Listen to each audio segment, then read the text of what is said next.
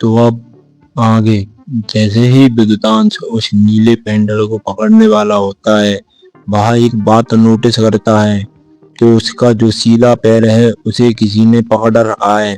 विद्युतांश नीचे देखता है तो उसके पैर के ऊपर एक नीले कलर की रस्सी बंधी हुई थी, जिसका एक सिरा उसी बुजुर्ग के हाथों में था जो खुद को महेश्वर लोक का सम्राट बता रहा था। विद्युतांश नीचे देखता है तो वह देखता है कि उस बुजुर्ग ने विद्युतांश के पैर को पकड़ के खींच लिया है और विद्युतांश सीधा जाकर वहीं पर लगे हुए एक खम्भे से जा टकराता है, जिससे विद्युतांश उसकी पीठ में चोट रह जाती है। फिर विद्युतांश खड़ा होता है और कहता है, आ माई ये मार दिया।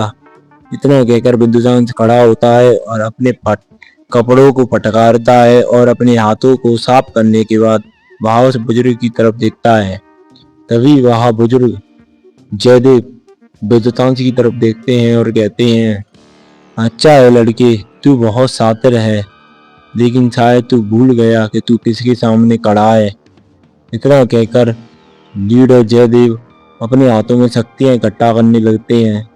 तभी विद्युतांश देखता है कि लीडर जयदेव अपने हाथों में शक्तियां इकट्ठा कर रहे हैं, जिसे देखकर विद्युतांश मन ही मन कहता है, अरे वाह, अब तो मर गए और ये हमला मुझसे टकराया तो मेरे तो चीतरे चीतरे उड़ जाएंगे। इतना कहकर विद्युतांश अपनी जगह से बगल में हो जाता है। जहां पर विद्युतांश एक पल पहले खड़ा था, वहां पर आकर उस लीडर जयदेव का हमला आकर सीधा उसी जगह से टकराता है और विद्युतांश के पीछे रखा हुआ जो खम्भ जिससे विद्युतांश आकर टकराया था, वो पल भर में किसी राख के गुब्बारे की तरह जलकर राख हो जाता है। तभी विद्युतांश दूसरी तरफ से लीडर जयदेव की तरफ देखता है और कहता है, देखिए बुजुर्ग, मैंने आपका क्या बिगाड़ा है जो आप इस तरह मेरे पीछे पड़े हुए हैं। इतना कहकर विद्युतांश लीडर जयदेव की तरफ देखता है। तभी लीडर जयदेव विद्युतांश की बात सुनते हैं और हंसते हुए कहते हैं, अरे लड़के, तुझे ये ताकतवर चीजें चाहिए और तू पूछ रहा है कि मैंने तेरा क्या बिगाड़ा है। शायद तुझे इन सब के बारे में तेरे उस लीडर आभ्या ने बताया नहीं। विद्युतांश उनकी बात सुनता है और कहता है, ऐसा क्या है इन चीजों के अंदर जो ये बुजुर्ग मुझे इनके पास भी नहीं भटकने दे रही। वह सब तो ठीक है, वहाँ अग्नि तत्व है और उन दोनों स्क्रोलों के अंदर क्या है ये तो मैं नहीं जानता, और वो नीला पेंडल क्या है जो सबसे ज्यादा चमक रहा है। इतना कहकर विद्युतांत उसी लीडर की तरफ देखता है और कहता है, देखिए लीडर, मैं आपको एक बात बताना चाहता हूँ। इतना कहकर विद्युतांत अपने मन ही मन सोचता है, मुझे इनको बता देना चाहिए कि मैं असुर लोक से नहीं हूँ। इतना कहकर विद्युतांत आगे कुछ कहता उससे पहले विद्युतांत देखता है कि वहां बुजुर्ग अपनी जगह से गायब हो गया है। विद्युतांत जैसे ही यह देखता है, उसके हाथ पैर कांपने लगते हैं और उसका शरीर ठंडा पड़ने लगता है और विद्युतांत तुरंत बिना एक पल की देरी किए हुए अपनी जगह से तुरंत गायब होकर दूसरी जगह पहुंच जाता है। विद्युतांत दूसरी जगह पहुंचता है तो वो वहां पर जाकर देखता है कि जो बुजुर्ग अपनी जगह से गायब हुए थे वो वहां पर आ पहुंचे थे जहां विद्युतांत खड़ा हुआ था, और उनका जो पंच था वो सीधा विद्युतांत के सिर से टकराता उससे पहले ही विद्युतांत वहां से जा चुका था। अगर विद्युतांत वहीं पर खड़ा हुआ होता तो उस बुजुर्ग का पंच विद्युतांत के सिर से टकराया था। ऐसा देखकर विद्युतांत कहता है, अरे बापू रे, ये क्या हुआ। इतना कहकर विद्युतांत उस बुजुर्ग की तरफ देखता है। तभी वह बुजुर्ग विद्युतांत की तरफ देखता है और कहता है, लड़के, तुम्हें तुम्हारे माँ बाप ने सिर्फ बजना ही सिखाया है या फिर लड़ना भी सिखाया है। इतना कहकर वह बुजुर्ग विद्युतांश की तरफ देखता है। विद्युतांश उस बुजुर्ग की बात सुनता है और कहता है, देखिए बुजुर्ग, मैं आप पर हमला करना नहीं चाहता। तभी वह बुजुर्ग कहता है, ये तो बहुत अच्छी बात है, तो तुम यहाँ से जा सकते हो। इतना कहकर वह बुजुर्ग विद्युतांश की तरफ देखता है। तभी विद्युतांश उस बुजुर्ग की तरफ देखता है और कहता है, देखिए, मुझे इस अग्नि तत्व को पाना जरूरी है। अगर मैंने इस अग्नि तत्व को पा लिया तो मुझे 12 कुदरती अग्नियों में से एक मिल जाएगी, जिससे मेरा काम बहुत ज्यादा आसान हो जाएगा और इससे मेरी शक्तियां भी बढ़ जाएंगी।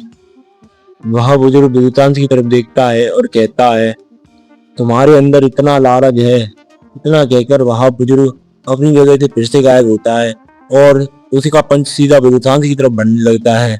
विद्युतांश भी एक गहरी सांस लेता है और अपना पैर जमीन पर मार के उस बुजुर्ग की तरफ बढ़ने लगता है। विद्युतांश के हाथों में बिजलियां इकट्ठा होने लगती हैं और उसके चारों तरफ एक सोने जैसे चमकते हुए कलर की थंडर बॉडी एक कवच बन जाता है, जो विद्युतांश को पूरी तरीके से सिर से लेकर पैर तक ढक लेता है। और उस कवच के ऊपर पांचों मूल तत्व शक्तियां और 12 प्रकार की कुदरती ठंडल लगी हुई थी। विद्युतांश अपने हाथ से उस बुजुर्ग के हाथ पर पंच मारता है और कहता है, थंडर पंच। इतना कहकर विद्युतांश के हाथों में बिजलियां इकट्ठा होने लग जाती हैं और उसका हाथ पूरी तरीके से बिजली से गिर जाता है। जैसे ही विद्युतांश और उस बुजुर्ग का पंच एक दूसरे से टकराते हैं, मानो ऐसा धमाका हुआ कि एक पल के लिए दुनिया ही थम गई हो। ये ब्रह्मांड दो हिस्सों में टूट गया हो। वहां पर धूल उड़ने लगती है चारों तरफ। वहां पर जैसे ही धूल छटती है तो हम देखते हैं कि वह बुजुर्ग अपनी जगह से सिर्फ एक कदम पीछे हुआ है, जो कि विद्युतांश उड़ते हुए वहीं पर पड़ी एक दीवार से जा टकराता है और उसके मुंह के अंदर से खून निकलने लगता है। तभी विद्युतांश बुजुर्ग की तरफ देखता है और कांपती हुई एक आवाज में कहता है, अरे माँ, ये बुजुर्ग इतने ज्यादा ताकतवर हैं, मैं इनका मुकाबला कैसे भी नहीं कर सकता। इतना कहकर विद्युतांश अपने पैरों को पकड़ता है और धीरे धीरे खड़ा होता है और खड़ा होने के बाद उस बुजुर्ग की तरफ देखता है। तभी वह बुजुर्ग विद्युतांश की तरफ देखते हैं और अपने चेहरे पर एक शैतानी भरी मुस्कुराहट लाते हुए कहते हैं, लड़के, ताकत तो है तुझमें, लेकिन इतनी भी नहीं कि तुम मुझे हरा सके। इतना कहकर वह बुजुर्ग विद्युतांश की तरफ देखने लगते हैं। तभी विद्युतांश उस बुजुर्ग की तरफ देखता है और कहता है, आपसे ये किसने कहा कि मैं आपको हरा नहीं सकता। तभी वह बुजुर्ग विद्युतांश की तरफ तिरछी नजर से देखते हैं और कहते हैं, अच्छा, तो तुझे लगता है। इतना कहकर वह बुजुर्ग अपने हाथों से अलग अलग तरीके की सील बनाने लगते हैं। जैसे ही वह बुजुर्ग अपने हाथों से सील बनाने लगते हैं तो उनके चारों तरफ आग ही आग दिखने लगती है, जो उन्हें घेरने लगती है। और चारों वहां का आयाम, जिस आयाम के अंदर वो लोग थे, वहां लाल पड़ जाता है। चारों तरफ धुआं ही धुआं दिखने लगता है, मानो महाकाल का नृत्य शुरू हो गया हो। चारों तरफ तबाही की ताकत दिखने लगती है। तभी वह बुजुर्ग विद्युतांश की तरफ दिखते हैं और कहते हैं, लड़के, तू काबिल तो है। अगर मैंने तुझे जिंदा छोड़ दिया तो इस दुनिया और इस ब्रह्मांड के लिए एक नई दवाई और एक नया प्रलय राज तैयार हो जाएगा। इतना कहकर वह बुजुर्ग अपने हाथों से सील बनाने लगते हैं। तभी विद्युतांश भी उन बुजुर्ग की तरफ देखता है और अपने दांतों को भींचते हुए कहता है कि आज नहीं तो कभी नहीं। इतना कहकर विद्युतांश एक वहीं पर खड़ा होता है और एक गहरी सांस लेता है। उसके बाद विद्युतांश अपने हाथों से सील बनाता है, जिससे उसके चारों तरफ खून ही खून दिखने लगता है, जिससे विद्युतांश की शक्तियां बढ़कर 7वें पायदान पर पहुंच जाती हैं। तभी विद्युतांश अपने हाथ पर लिपटे हुए नागेंद्र की तरफ देख कहता है, दोस्त, तुम्हें मेरी मदद करनी होगी।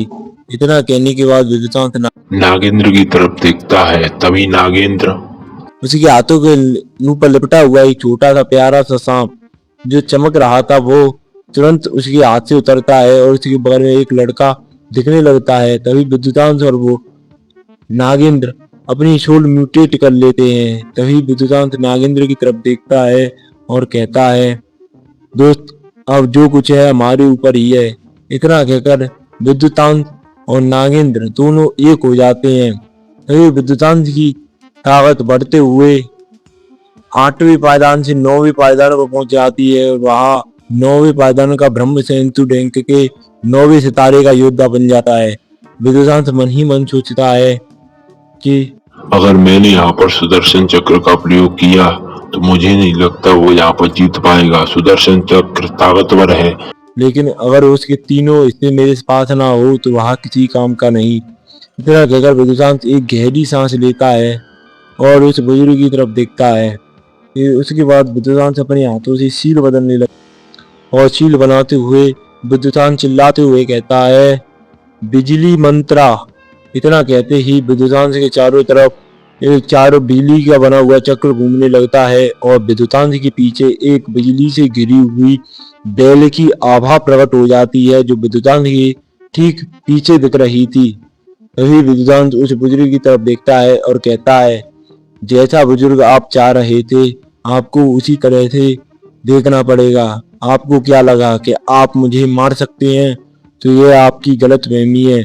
इतना कहते हुए विद्युतांश अपने हाथों की सील बदलने लगता है और अपने हाथों की सील बदलते बदलते वहां सील बनाने लगता है।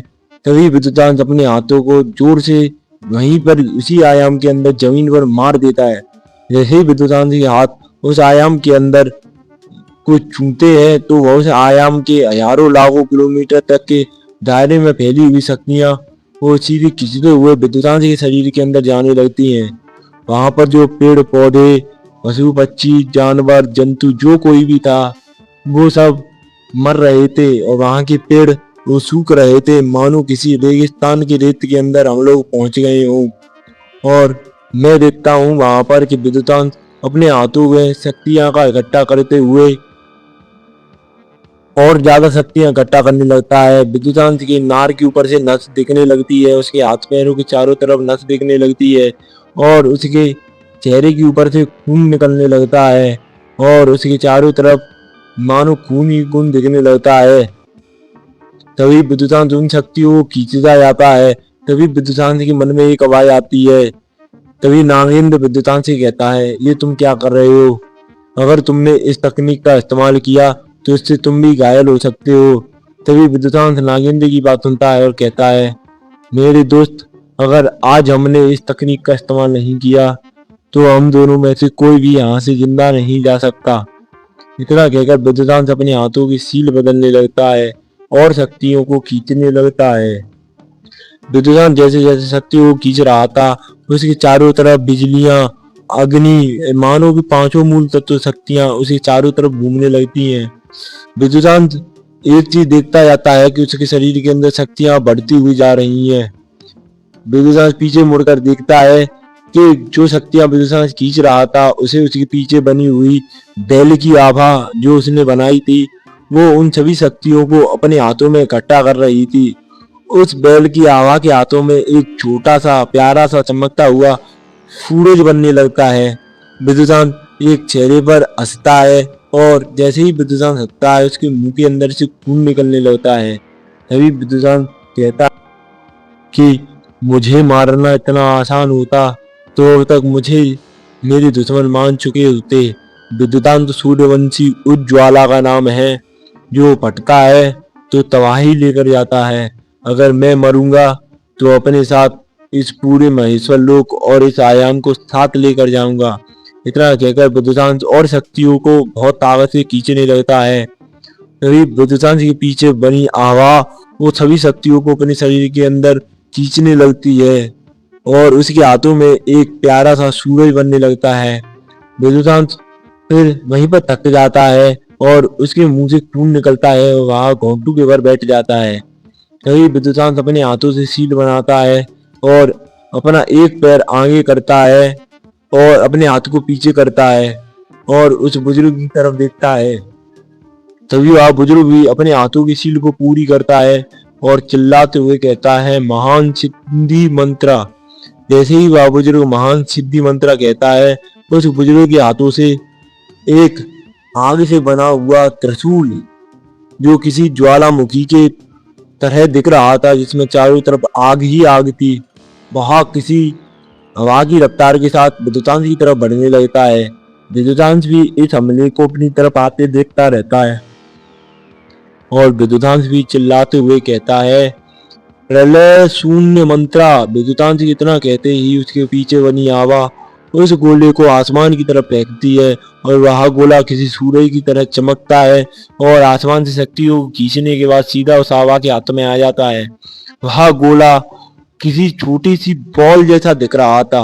वह आवा तेज रफ्तार में उस गोले को आगे फेंक देती है। वह गोला आगे बढ़ता जाता है और उसका आकार बढ़ता जाता है। मानो ऐसा लग रहा था कि चारों तरफ प्रलय का मौसम आ गया हो, दुनिया खत्म होने वाली हो, चारों तरफ तबाही तबाही। जो आयाम पहले किसी सोने की तरह था, वहां पर लावा ही लावा दिखने लगता है। वहां पर पहाड़ वो चटक जाते हैं, धरती में दरार पड़ जाती है, आसमान काला पड़ने लगता है और आसमान के अंदर भी दरारें पड़ने लगती हैं और वहां पर वह आयाम भी चटक जाता है। विद्युतांश अपनी तरफ आते हुए उस त्रिशूल की शक्तियों को महसूस करता है और कहता है, अगर यह त्रिशूल मुझसे गलती से भी टकराया तो मेरा यहाँ से बचना संभव नहीं है। उस त्रिशूल के अंदर से ऐसी शक्तियां आ रही थी, वो शक्तियां ऐसी महसूस हो रही थी जो किसी सर्वेश्वर तक को जान से मारने तक की ताकत रखती हो। फिर भी विदुषी घबराता नहीं और वह अपनी आंख को मीचता है और आंख को मीचते हुए कहता है, माँ, पापा, अगर मैं जिंदा रहा तो आपका बदला जरूर लूंगा। इतना कहकर वह उस बुजुर्ग की तरफ देखने लगता है।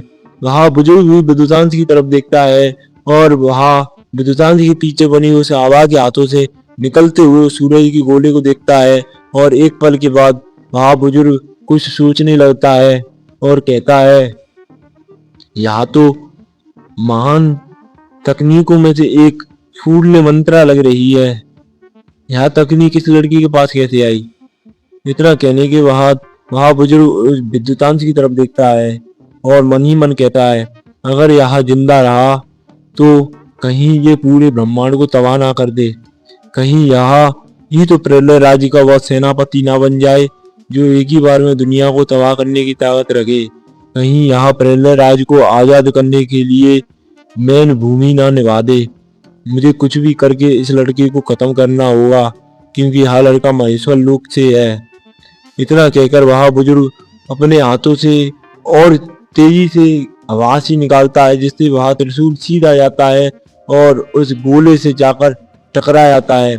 जैसे ही वो दोनों हमले एक दूसरे से टकराते हैं, वहां का आयाम चटक जाता है, आयाम फट जाता है और जिस आयाम के अंदर वो सभी थे वो पूरा का पूरा आयाम टुकड़ों टुकड़ों में बट जाता है और कांच की तरह फैल जाता है।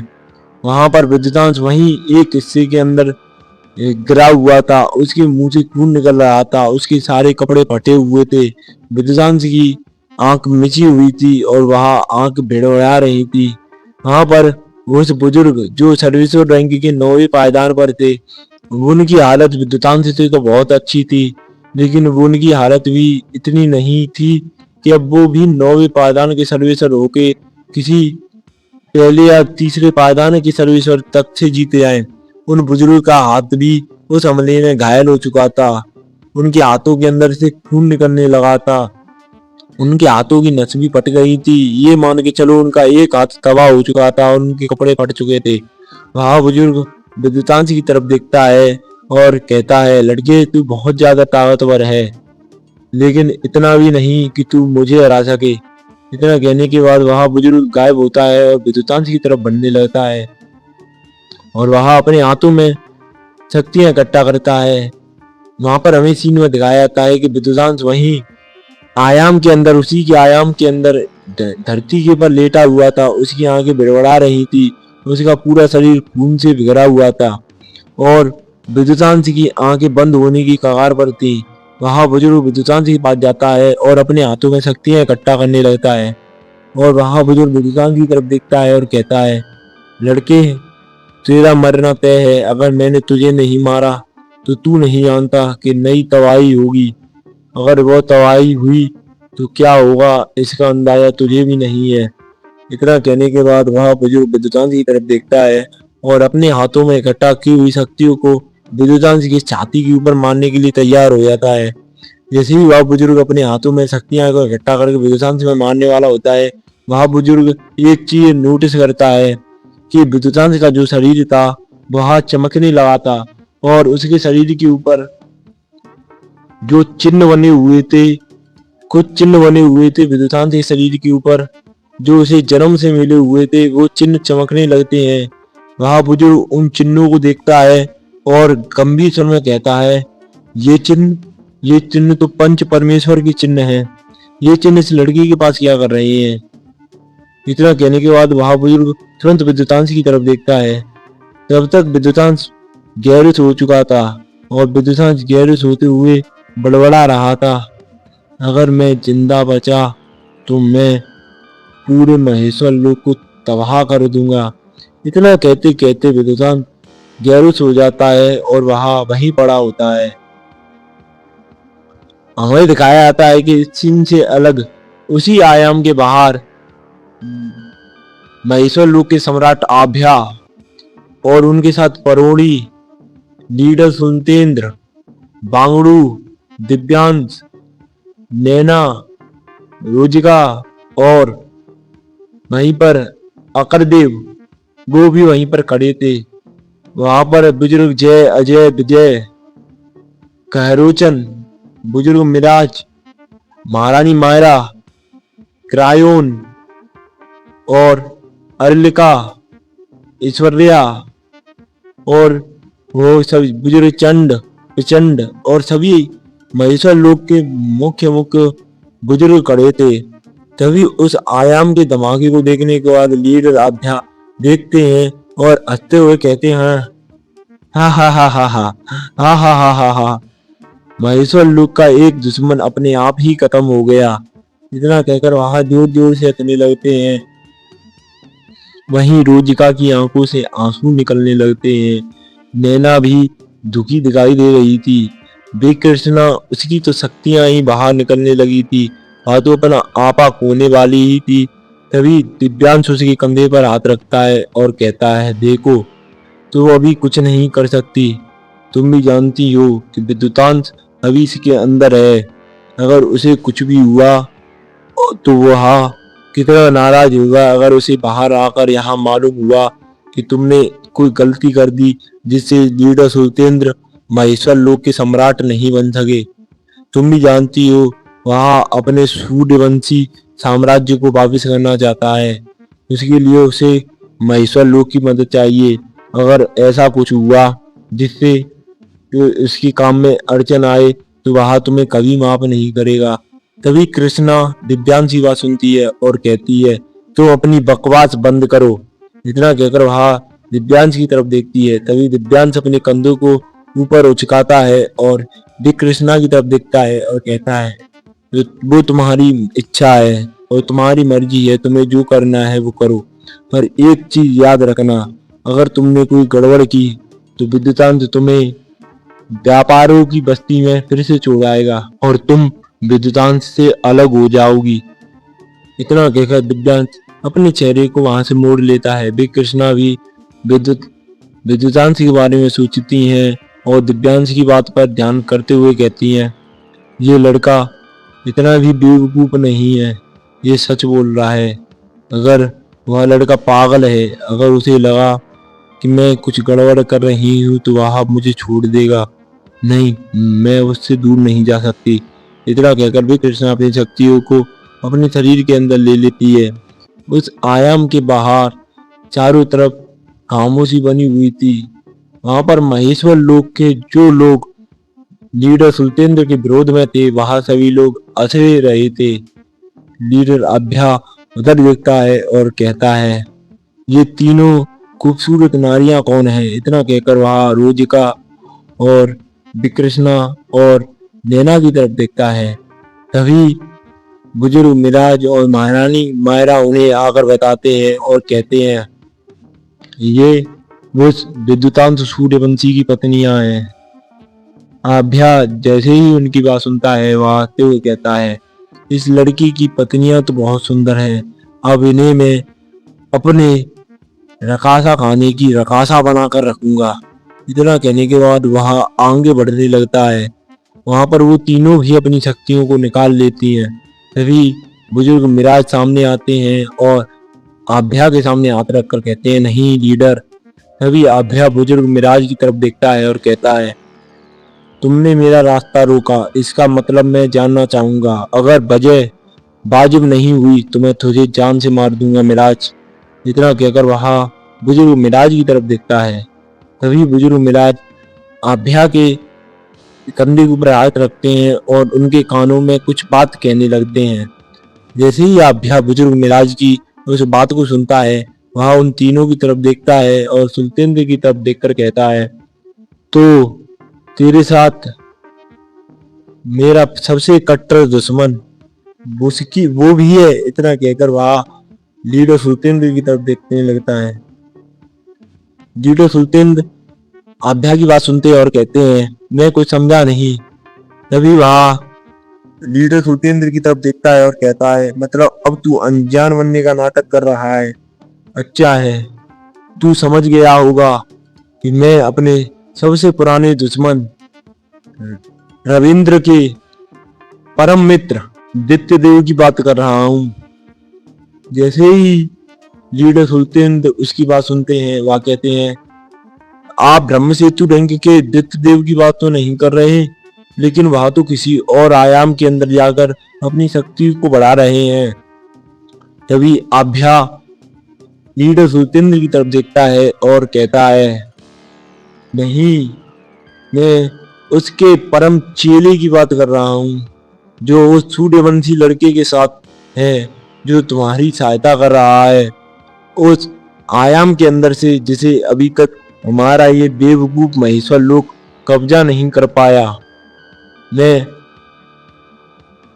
पिता लोक की बात कर रहा हूँ।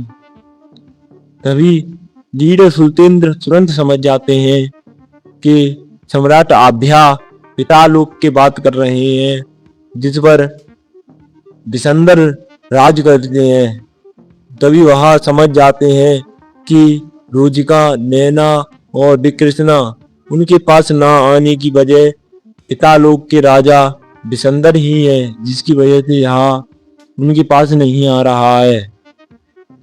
तभी हमें हमें महेश्वर लोक के अंदर का सीन दिखाया जाता है, जहाँ पर हमें दिखाया जाता है विद्युतांश वह खूनी हालतों में पड़ा हुआ था और उसके सामने जो व्यक्ति था उसने उसे गोद में उठा रखा था, और वह व्यक्ति विद्युतांश की तरफ देखता है और कहता है, नहीं, मैं इस लड़की को मार नहीं सकता, ये लड़का मेरे काम की चीज है। इतना कहकर भाई स्टोरी को बीच में रोकने के लिए माफी चाहता हूँ। मेरे चैनल द डिस्ट्रॉयर को सभी लोग सब्सक्राइब कर लो, जिस पर स्टोरी डेली आ रही हैं और ऐसे ही आएंगी। और जो लोग मेरे चैनल से कॉपी पेस्ट करके डाल रहे हैं, भाई मुझसे भी मुझे कोई प्रॉब्लम नहीं है, तुम भी खुश रहो। तो ठीक है, अब बिना टाइम वेस्ट किए वीडियो को करते हैं स्टार्ट। वहां पर विद्युतांश खून की हालत में पड़ा हुआ था, उसके पूरे शरीर के ऊपर से खून ही खून बह रहा था। वहां पर उस आयाम के अंदर सिर्फ विद्युतांश और उसके सामने खड़ा महेश्वर लोक का लीडर, सिर्फ वे दोनों लोग ही खड़े थे। तभी विद्युतांश उसी हालत में पड़ा हुआ देखकर वह लीडर विद्युतांश की तरफ देखता है और कहता है, कहीं मैंने कोई गलती तो नहीं कर दी, कहीं ये लड़का वही तो नहीं जिसका जिक्र आज से हजारों साल पहले हुआ था। इतना कहकर वहां विद्युतांश की तरफ देखता है, क्योंकि विद्युतांश के शरीर के ऊपर पंच परमेश्वर के बने हुए निशान चमक रहे थे।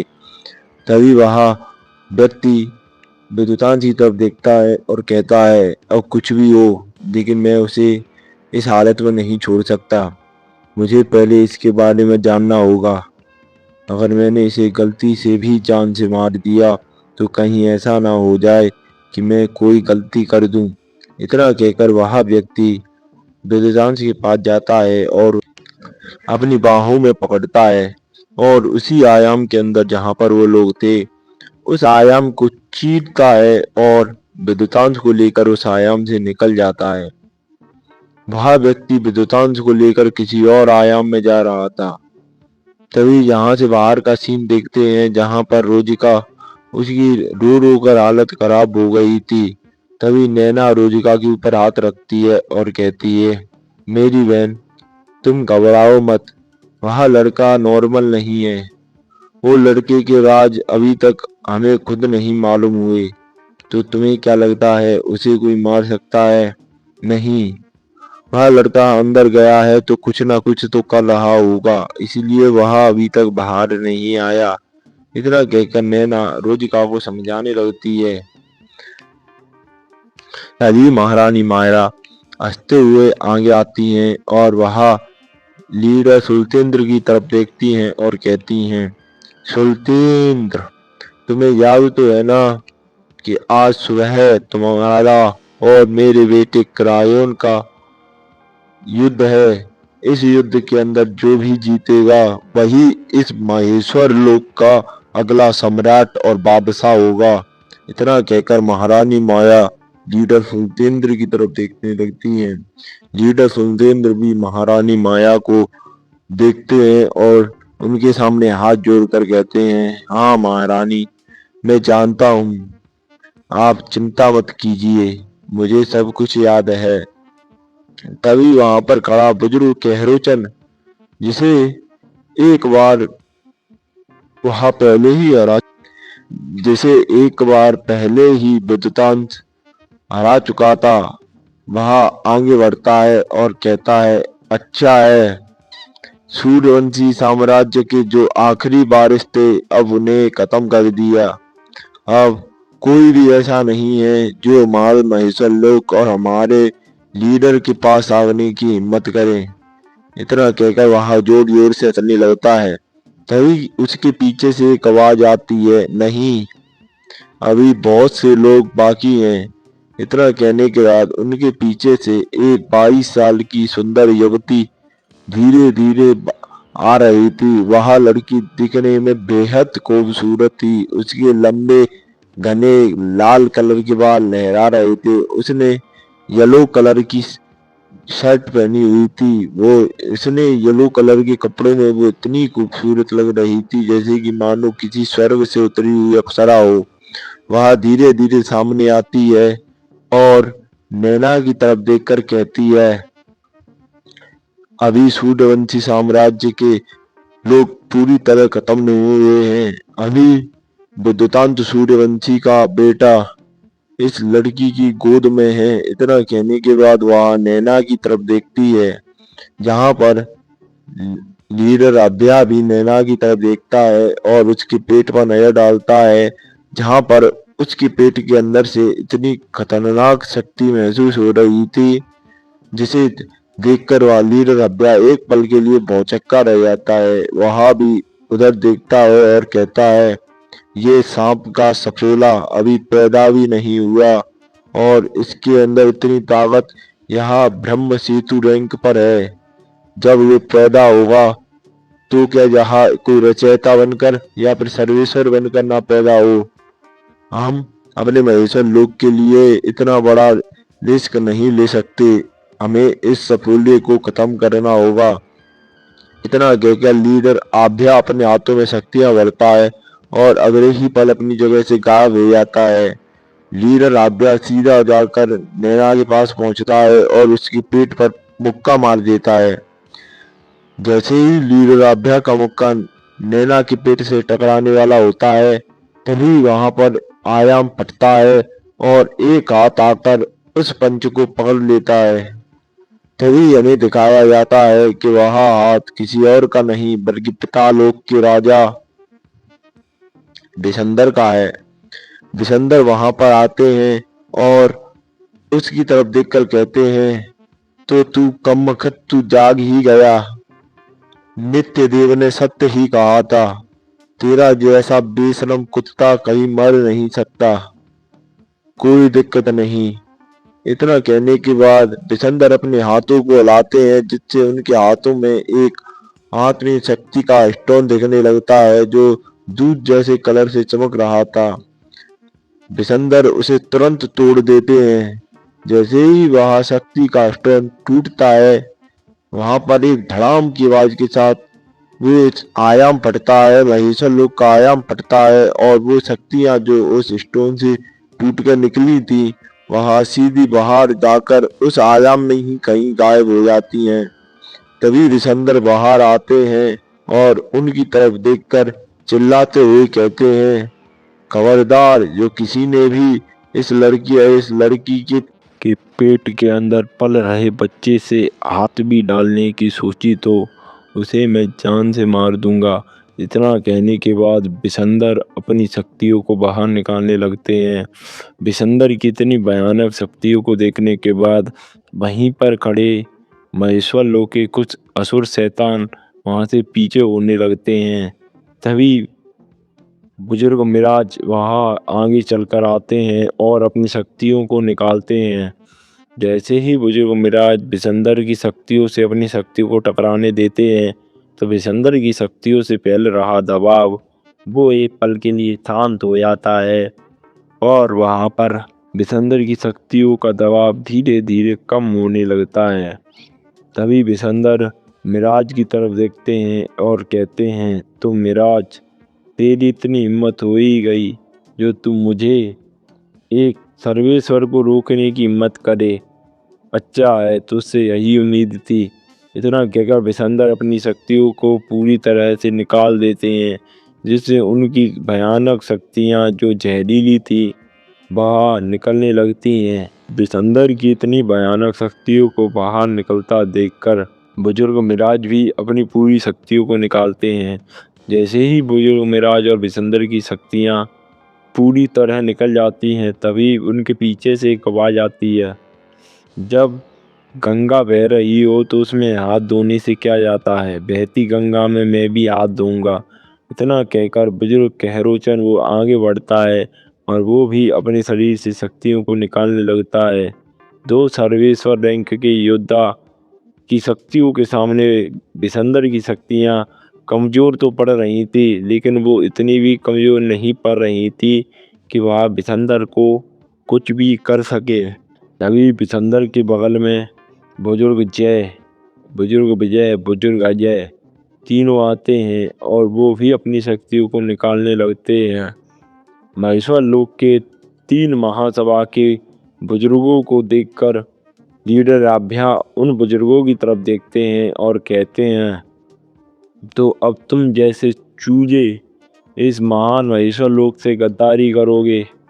अच्छा है, अच्छी बात है, लेकिन याद रखना इस गद्दारी की सजा मौत है।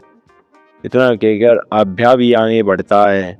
आभ्या के आगे बढ़ते ही उसके पीछे खड़े बुजुर्ग चुंड और प्रचंड वो भी आगे बढ़ते हैं और वह भी अपनी अपनी शक्तियों को बाहर निकालने लगते हैं।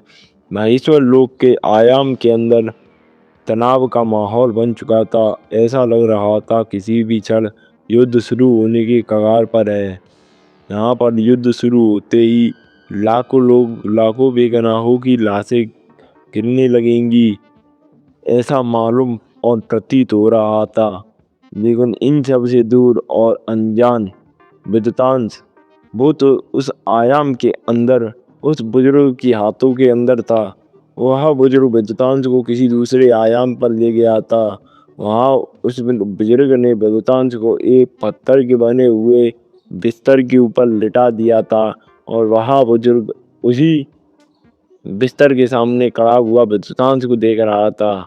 वह देखता है कि विद्तांश के शरीर से बहता हुआ खून अब धीरे धीरे रुकने लगा था, लेकिन विद्तांश की हालत बहुत ज़्यादा खराब लग रही थी। तभी वह बुजुर्ग विद्तांश की तरफ देखता है और कहता है, मैं इस लड़की को कुछ होने नहीं दे सकता। कहीं यही तो इस दुनिया और इस ब्रह्मांड का अगला अद्भुत नहीं। और मुझे किसी भी तरह इस लड़की को बचाना होगा। अब 11 आयाम उन शैतानों के हाथों में जा चुके हैं। अगर जैसे ही उन्होंने 5 आयामों को और कब्जा कर लिया तो वो तबाही आएगी जिसके बारे में किसी ने सोचा भी नहीं होगा। इतना कहने के बाद वह बुजुर्ग अपने हाथों में शक्तियाँ इकट्ठा करता है और उन्हें वेदांत सूर्यवंशी के शरीर के अंदर डालने लगता है।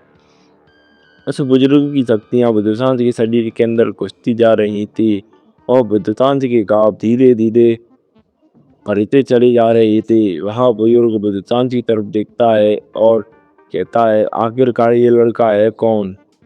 मुझे नहीं लगता कि यह लड़का उस महेश्वर लोक के अंदर का है। अच्छा है, क्योंकि अगर यह लड़का महेश्वर लोक के अंदर का हुआ तो मुझे इसे जान से मारना पड़ेगा। इतना कहने के बाद वह बुजुर्ग वेदांत की तरफ देखने लगता है। तो आप आगे कुछ समय तक ऐसे ही समय बीतता रहता है। तभी वह बुजुर्ग देखता है कि विद्युतांश के शरीर पर चमक रहे पंच परमेश्वरों के निशान वह धीरे धीरे शांत होने लगे हैं। तभी वह बुजुर्ग विद्युतांश की तरफ देखता है और मन ही मन कहता है, इस लड़के के ऊपर जो पंच परमेश्वर के चिन्ह हैं वो आज से 1000 साल पहले बने एक अद्भुत महान अनंत देव के शरीर पर ही थे और अब वही चिन्ह इस लड़के के शरीर पर प्रकट हुए हैं। मुझे नहीं लगता कि यह लड़का कोई मामूली लड़का है। इतना कहने के बाद वह विद्युतांश की तरफ देखने लगता है और आगे कहता है, इसका अर्थ साफ है कि यह लड़का अगर बुराई का प्रतिनिधित्व कर रहा होगा तो ऐसी तबाही आएगी कि जिसके बारे में किसी ने सोचा ही नहीं होगा। मुझे किसी भी तरह इस तबाही को पहले ही रोकना होगा। यह लड़का ही इस ब्रह्मांड का अगला अद्भुत बनने के लायक है और यही एक दिन इस सृष्टि का महारक्षक बनेगा। अब यह सब इस लड़के की नियति पर निर्भर करता है कि यह महारक्षक बनेगा या फिर महाविनाशक। मैं कुछ नहीं कह सकता। अब मुझे किसी भी तरह अपने गुरु मित्र की सहायता करनी होगी, चाहे इसके लिए कुछ भी करना पड़े। अगर यह लड़का महेश्वर लोक से नहीं है तो मुझे इस लड़के को जल्द से जल्द एक अद्भुत बनाना होगा और इसकी शक्तियों को बढ़ाना होगा ताकि यह उस शैतान के विरुद्ध खड़ा हो सके जिससे मेरा मित्र इतने हजारों वर्षों से अकेला जूझ रहा है। इतना कहने के बाद वह लीडर जयदेव उस विद्युतांश की तरफ देखने लगते हैं। मैं नहीं जानता यह लड़का कौन है और मैं यह भी नहीं जानता कि इसके भीतर ये दिव्य चिन्ह कैसे प्रकट हुए, पर एक बात निश्चित है, मुझे इस लड़के को हर हाल में बचाना होगा। इतना कहते ही बुजुर्ग जयदेव अपने हाथों में शक्तियां इकट्ठा करने लगे और गहरी सांस अपनी शक्तियों को स्थिर करने लगा। उसकी सांसें भारी होती जा रही थी, मानो भीतर कोई प्रचंड ऊर्जा जाग रही हो। तभी वह अपने हाथों को बांधकर धीरे धीरे पीछे मुड़ता है और आसमान की ओर देखने लगता है। वह आसमान की तरफ देखता है।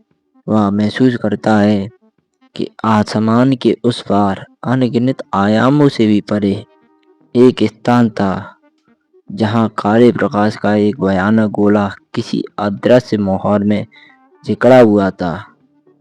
वहाँ अंधकार चीख रहा था, तड़प रहा था और उसके पूरे शरीर पर काली ऊर्जा घूम रही थी और उसे 16 तरह की रोशनियां बांधे हुई थी, जिनमें से 11 रोशनियां अलग हो चुकी थी और वहाँ 5 रोशनियां उसे रोके हुई थी। बार बार वह उस सील पर प्रहार कर रहा था, मानो हर प्रहार के साथ पूरा अस्तित्व कांप उठता हो। वह बुजुर्ग उस काले साए की तरफ देखता है और आंखें सिकोड़ते हुए कहता है, प्रलयराज, तुझे क्या लगा तू इतनी आसानी से मुक्त हो जाएगा?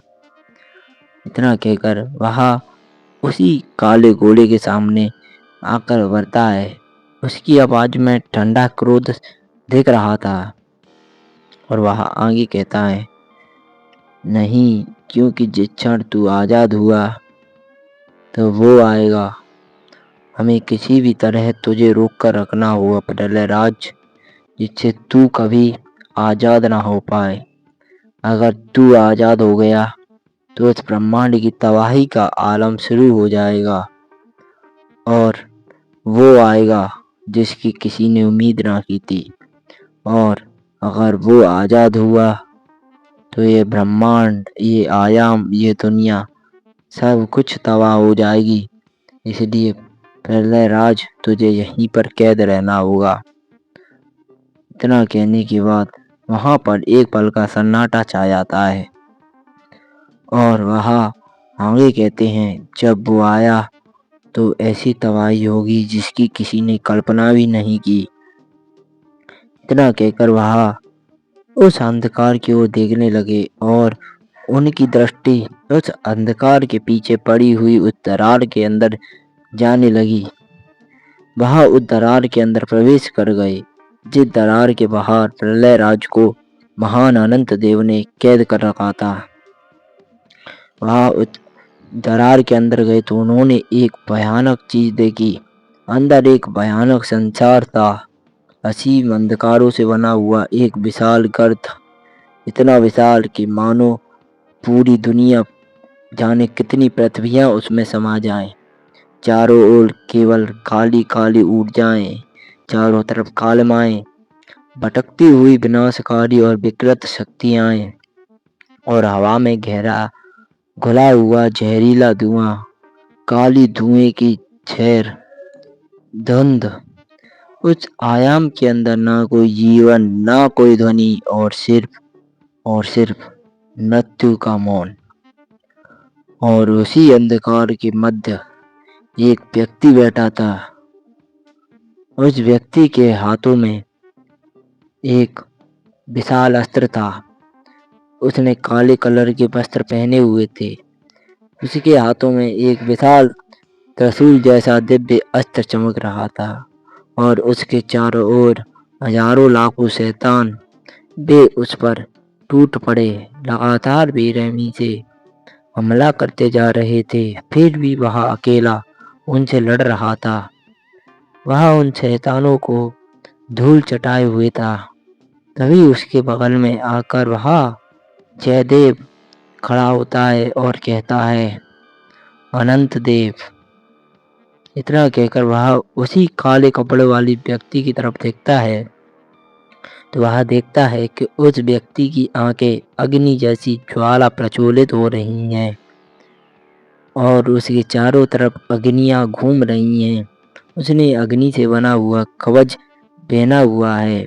उसके चारों तरफ 108 तरीके के अग्नि तत्व घूम रहे हैं और वह किसी देवता की नहीं बल्कि महान पुरुष की तरह चारों तरफ घूम रही अग्नियों को काबू किए हुए है। उसके हाथों में अग्नि से बना हुआ एक तूफान को रोकता हुआ एक ऐसा त्रिशूल जो वहां से आ रहे हजारों लाखों राक्षसों का अंत कर रहा है। तभी वह व्यक्ति देखता है और कहता है, अनंत देव, आपको यह जानकर खुशी होगी कि मैंने आपका उत्तराधिकारी ढूंढ लिया है। इतना कहने के बाद वह व्यक्ति सीधा अनंत देव की तरफ देखता है। तभी अनंत देव उस व्यक्ति की तरफ देखते हैं और कहते हैं, क्या तुम सच कह रहे हो? इतना कहने के बाद वह अपने त्रिशूल को सीधा सामने की तरफ फेंकते हैं और जिससे एक शैतान जो उनकी तरफ आ रहा था, वह त्रिशूल उस शैतान के शरीर में अंदर घुसता है और उसे जलाकर राख कर देता है। और फिर वह त्रिशूल झटके से सीधा अनंत देव के हाथों में आता है। तो अनंत देव कहते हैं, अच्छा, तो अच्छी बात है। क्या आदेश बन गया? क्या आदेश महाविनाशक से एक अद्वैत बन गया? तभी वह जयदेव बता रहा व्यक्ति खुद को, वह अनंत देव से कहता है, नहीं, यह आदेश नहीं, यह कोई और लड़का है जिसके शरीर पर वही पंच परमेश्वर निशान है जो आपके शरीर पर हैं। इतना कहने के बाद जयदेव उसे पूरी बात बताता है। तभी अनंत देव एक गहरी सांस लेते हैं और उस व्यक्ति से कहते हैं, तो तुम्हें किसी भी तरह उस लड़के को जल्द से जल्द पहले सर्वेश्वर, फिर उसके बाद विनाशक और फिर एक अद्वैत बनाकर यहाँ भेजना होगा। मैं अकेला इन शैतानों को रोक सकता हूँ, लेकिन जिस दिन इन शैतानों का सरगना, जिसे इतनी बड़ी मुश्किल से हमने बांधा था, वह अगर आज़ाद हुआ तो मैं क्या, उसे कोई भी नहीं रोक पाएगा। इतना कहने के बाद अनंत देव जयदेव की तरफ देखते हैं। तभी जयदेव अनंत देव के सामने हाथ जोड़ता है और कहता है, आप बिल्कुल भी चिंता मत करो। मैं उस लड़के की ताकत को जल्द से जल्द बढ़ाऊंगा और उसे एक अद्भुत बनाकर इस आयाम के बारे में बताऊंगा और उसे सब कुछ बता दूंगा जिससे वह आपकी मदद कर सके। तभी महान अनंत देव उसकी तरफ देखते हैं और कहते हैं, मुझे तुमसे यही उम्मीद है। इतना कहने के बाद वह सामने देखने लगते हैं। तभी उनके सामने एक विशाल असुर आता है और वह अनंत देव की तरफ देखता है और कहता है, तो अनंत देव और कितना रोकोगे? तुम्हारा एक रक्षक, तुम इस ब्रह्मांड के रक्षक होकर हमें नहीं रोक सकते। तभी अनंत देव उसकी तरफ देखते हैं और कहते हैं, क्या हुआ? अगर मैं तुझे ज्यादा समय तक नहीं रोक सकता, तेरा बादशाह अब भी गहरी नींद में है और जिस दिन एक महारक्षक आएगा उस दिन हम दोनों साथ मिलकर तेरे उस सरगना को मार देंगे और इस ब्रह्मांड को बचा लेंगे। इतना कहने के बाद अनंत देव अपनी जगह से आगे बढ़ने लगते हैं। तभी वह शैतानों का सेनापति वह जयदेव की तरफ देखता है। उसकी नज़र सीधी जयदेव से टकराती है और उसी क्षण एक भयानक झटका और बाहर खड़ा जयदेव अचानक कांप उठता है और उसकी आंखें पूरी तरह खुल गईं और उसके मुंह से खून बहने लगा और उसने देखकर कहा, ये शक्तियाँ तो एक विनाशक से ज़्यादा हैं। उसकी आवाज़ कांप रही थी और वह कहता है, यह शक्तियाँ तो किसी विनाशक से भी ज़्यादा हैं और इस ब्रह्मांड में ये तबाही ला सकता है। इतना कहने के बाद वह विद्युतांश की तरफ देखता है और कहता है, लड़के, अब हम सबकी उम्मीद तू ही है। इस ब्रह्मांड में अब तक केवल दो ही विनाशक हुए हैं, एक आदित्य देव और दूसरा प्रलयराज। और उनकी आंखों में भय और एक सच्चाई चमक उठी। उसने कहा, आदित्य ने इस सृष्टि के प्रथम विनाशक का दायित्व संभाला था और महान अनंत देव को छोड़कर इस ब्रह्मांड को बचाने चले गए और प्रलयराज ने उनके साथ गद्दारी की तो प्रलयराज को कैद कर दिया गया और उसी समय प्रलयराज ने धोखा न दिया होता तो आज महान अनंत देव इसी आयाम के अंदर होते और वह शैतानों का सरगना जीवित होने की कगार पर ना होता और उन्हें इस आयाम को छोड़कर जाना न पड़ता। अगर उसने उन शैतानों की सहायता ना की होती तो आज ये सब कुछ नहीं होता। इतना कहते हुए उस बुजुर्ग की मुट्ठियां बिछ गईं और वह धीरे से बुदबुदाया, अब लड़के, तुम ही हमारी आखिरी उम्मीद हो। अगर तुम्हें कुछ भी हुआ तो इस सृष्टि का नया महारक्षक और एक नया अद्वैत कभी नहीं मिलेगा और मैं अपने गुरु भाई के साथ कभी भी विश्वासघात नहीं होने दूंगा। इस संसार को एक नया रक्षक नहीं, एक महारक्षक मिलेगा और तू एक अद्भुत बनेगा जो इसे विनाश से बचा सके। इतना कहकर उसने अपनी हथेलियों में शक्तियां इकट्ठित की और दिव्य ऊर्जा की लपटें उसके हथेलियों में सिमटने लगीं। आसपास की प्राकृतिक शक्तियां उसके शरीर के अंदर जाने लगी और वह उसके हथेली के अंदर आकर एक विशाल गोले में बदल गईं और उसने वह शक्तियों को विद्युतांश के शरीर में प्रवाहित करने लगा। इसी तरह समय बीतता गया। एक दिन और 2 दिन, फिर विद्युतांश का शरीर धीरे धीरे पूर्ण रूप से ठीक होने लगा। उसके शरीर पर चमकते हुए पंच परमेश्वर के निशान शांत हो गए।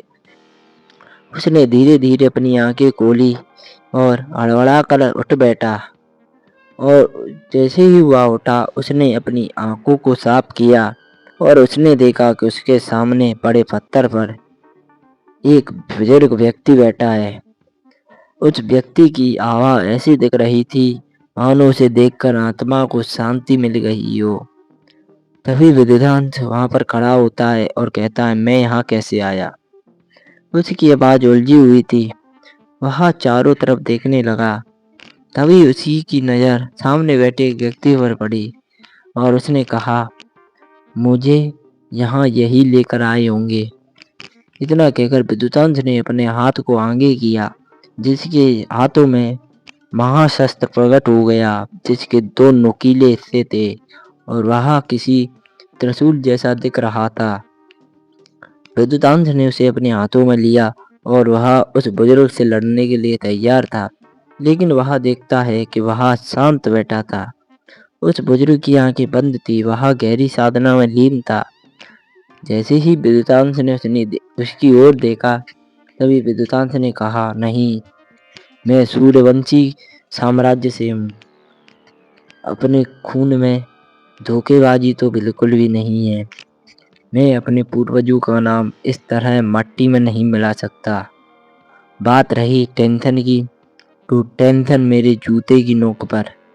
इतना कहकर विद्युतांश उस व्यक्ति की तरफ देखने लगा और उसकी आवाज गूंजी, देखो तुम जो कोई भी हो, अगर तुम मुझे मारना चाहते हो तो मैं इतनी आसानी से खुद को मरने नहीं दूंगा। इतना कहने के बाद विद्युतांश अपने शरीर के अंदर से शक्तियां बाहर निकालने लगता है। तभी वह व्यक्ति विद्युतांश की तरफ देखता है और कहता है, तुम जाग गए लड़के। इतना कहकर वह व्यक्ति धीरे धीरे अपनी आंखें खोलता है। तभी विद्युतांश उसे घूरते हुए पूछता है, आप कौन हैं? वह व्यक्ति हल्का सा मुस्कुराता है और कहता है, तुम भूल गए, मैं तुम्हारे महेश्वर लोक का लीडर जयदेव हूँ।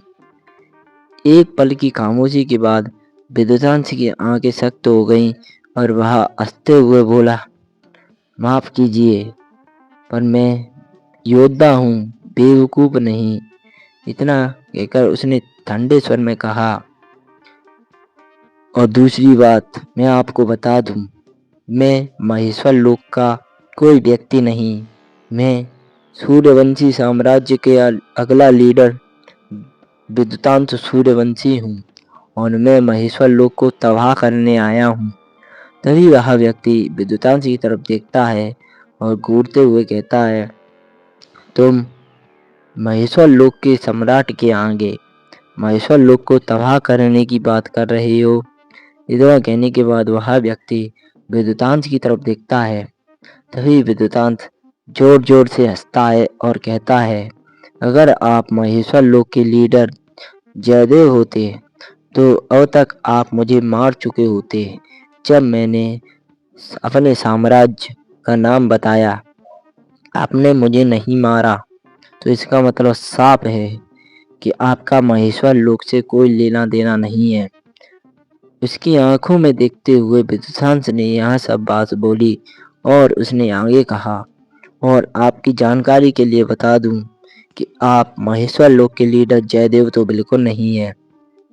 वह उसके जवाब का इंतजार करने लगा। तभी वह व्यक्ति धीरे धीरे उसके पास आया और उसकी तरफ देखकर हल्की हंसी के साथ बोला, लड़के, तुम काफी होशियार हो। और वह मुस्कुराते हुए बोला, हाँ, मैं महेश्वर लोक का लीडर जयदेव नहीं हूँ। उसी की आंखों में एक रहस्यमयी चमक उभरी और उसने कहा, तभी विद्युतांश ने उस व्यक्ति की तरफ देखा और कहा, तो बताइए आप है कौन?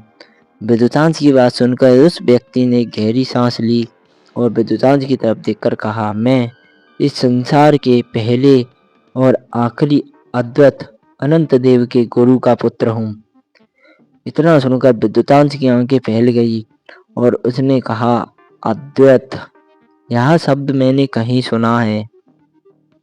उसने धीरे स्वर में कहा, फिर वह मुड़ा, देखिए, मैं आपको नहीं जानता, मेरे दोस्तों की जान खतरे में है, मुझे जाना होगा। इतना कहकर विद्युतांश जैसे ही आगे बढ़ा, वह अचानक रुक गया। उसकी आंखें फैल गई, उसने चारों ओर देखा और उसकी सांसें थम गई। उसने देखा कि वह किसी और आयाम के भीतर खड़ा था।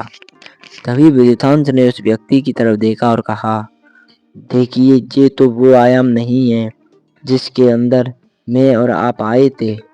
तभी वह व्यक्ति कहता है, हाँ, तुम सत्य कह रहे हो, यहाँ वो आयाम नहीं है।